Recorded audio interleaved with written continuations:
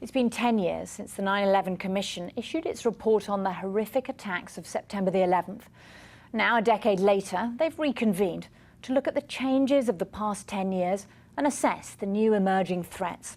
Their findings come at a volatile time in numerous countries around the globe, and they stress America cannot afford to let down its guard.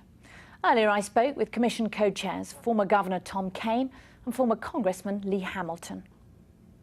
Gentlemen, thank you so much for joining us. Governor Kean, you write in your updated report that the struggle against terrorism is entering a new and dangerous phase. Where does the greatest threat come from? Maybe the greatest threat today comes from ISIS and that new state that's been created, because we said in our report the most dangerous thing was never allowed to happen is another sanctuary for terrorists to be and to plot. It could happen where ISIS is located. It could happen when we leave Afghanistan. And Congressman Hamilton, in your original report, you actually said if Iraq becomes a failed state, it'll become a breeding ground for attacks against Americans. Well, it turned out to be right, because that's what's happening with ISIS now. They've taken over a lot of the territory of Iraq. Iraq seems to be coming apart, and the safe haven is one of the things we have to really be alert about.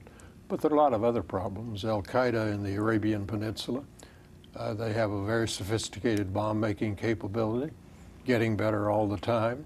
Clearly has expressed the intent to come after us. There are the radicalized people, both in this country and abroad, many in Syria now. And you worry about Syria particularly in this follow-up, don't you? We worry so much because there are people there who are being trained in tactics, military tactics, and terrorist tactics. And about 1,000 of them are from outside of Iraq. Many of them are Europeans. In other words, they'd be able to come into this country without visas. Some of them are Americans, about 70 Americans. One who was one of the first suicide bombers over there was an American citizen. So when they come back to this country, we got to worry, because people who live in this country can travel freely and are much harder to watch by our counterintelligence people. So we worry a lot about that.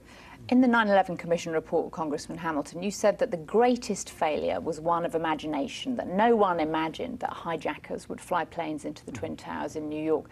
Do you think that mindset has changed now? I just don't know.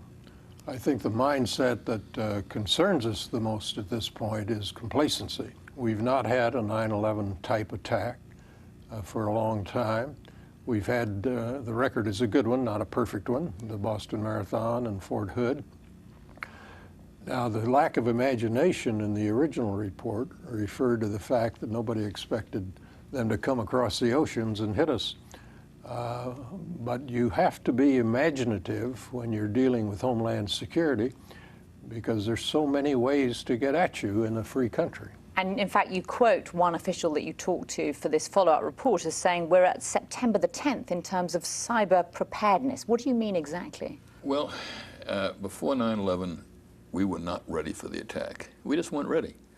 And that official felt the same thing about our preparations for the cyber problem, because we know now that one official called the largest transfer of knowledge has gone out of this country already, from businesses, from government, from a defense establishment. I mean, through theft? Yes, through theft, through cyber theft. And we have not been able to pass a bill in Congress.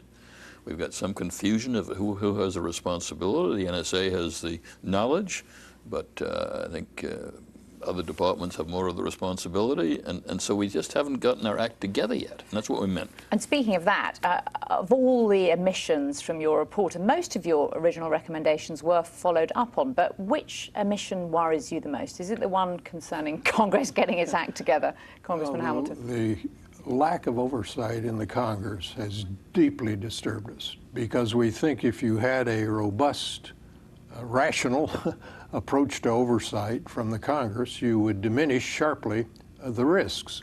That's not the only problem. There are other management problems, but that was a huge one, and was the principal recommendation we made, which was totally ignored.